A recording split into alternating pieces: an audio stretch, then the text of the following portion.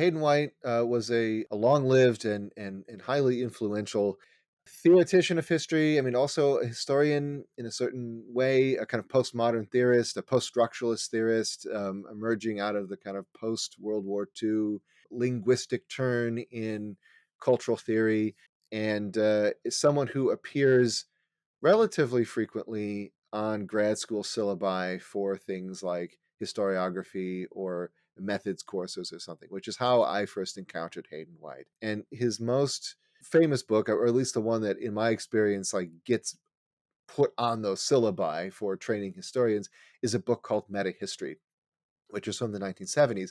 And the kind of short version, or the impact of that book, is based on his overall argument, which is that he argues that history writing is inherently a fictive act.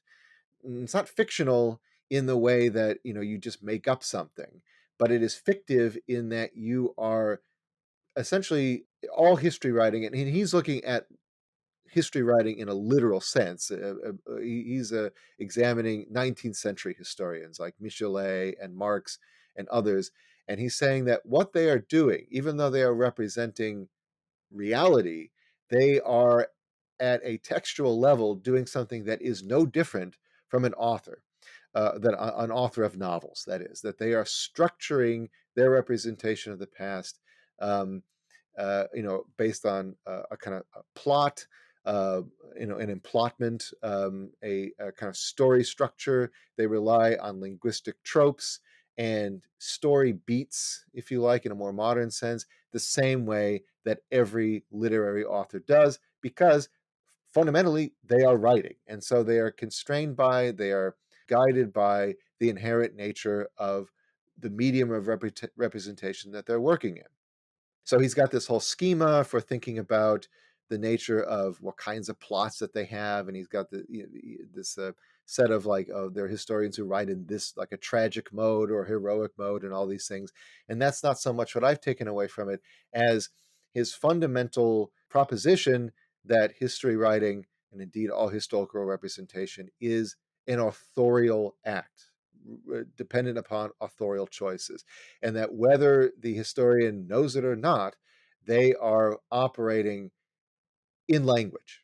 Hayden White is one of a number of these post-structuralist thinkers who apply that turn in Western philosophy and in cultural thought to history writing. And this has not always been well received among professional historians. There's kind of schools of thought going back to the 19th century where it's like, well, no, we're not making this up in any way. We're simply telling the past as it is, and we're doing so objectively. And what Hayden White and others, but I use Hayden White because I think it's the most accessible in some ways. What they're saying is, okay, you think you're being objective, but you're stuck in language. We're always, all of us, stuck in language. And so whatever language or whatever form of representation that you use, you can't go beyond that. And so you're not giving us the past. You are giving us the way that you have chosen consciously or unconsciously to represent that